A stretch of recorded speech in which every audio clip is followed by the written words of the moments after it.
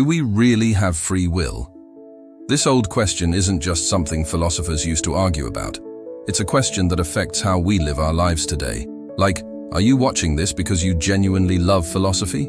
Or because an algorithm pushed it onto your feed and you didn't have the energy to stop it? Or when you feel attracted to someone, is that really your choice? Or is it just your brain's neurons firing in response to signals you're not even aware of?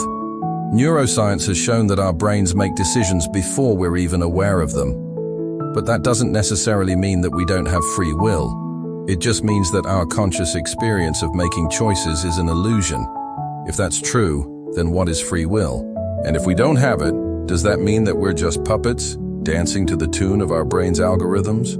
Or is there something more to it? Do you ever feel like your life is just one big coin flip? Like the decisions you make, the path you take, the people you meet, it's all just random chance? Well, some philosophers say there's no such thing as randomness. Take this coin, for example. Imagine flipping it. Feels random, right? But if you knew every tiny detail about the coin, like its exact angle and the air around it, you could predict the result perfectly. They say the same goes for everything in the universe, every event, every decision, every interaction. It's all part of a long chain of causes stretching all the way back to the Big Bang. We're just here because a bunch of atoms happened to come together in a very specific way. Our decisions are just neurons firing in our brains, which are made of atoms. Take my own plan to travel to Japan next summer. It sounds like a free choice, but look closer. Timing matters. I was thinking about the future last week. Practical limits. Next year's exams create a natural break. Psychology. The stress of exams makes me crave a getaway, and my personal taste.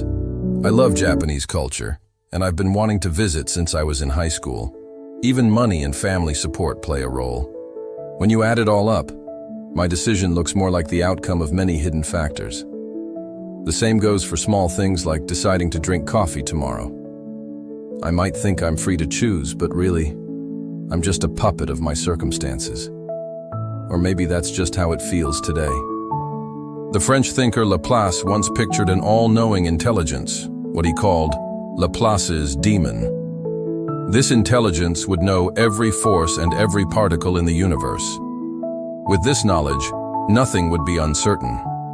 A rock rolling down a hill, the path of a planet around its star. Even my travel plans to visit you next month. All of it could be predicted with perfect accuracy. But here's the thing. We have this powerful sense of agency, of being in control of our own destiny. And Laplace's theory doesn't really explain that. How do we square that circle?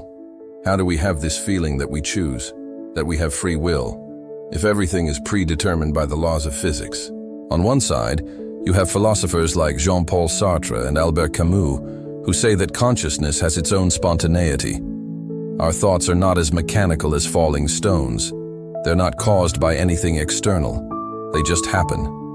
And this is backed up by modern physics, which says that at the deepest level, the universe is not perfectly predictable. There's always some element of chance.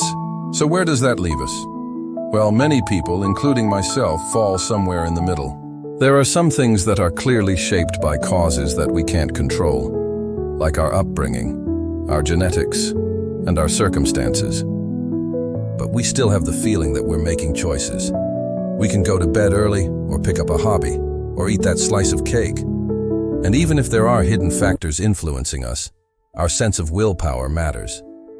That's the view that American philosopher Harry Frankfurt explores. And it's a good starting point for thinking about freedom and responsibility. Think about it. What choices today might look free, but are quietly shaped by a chain of causes that you can't see?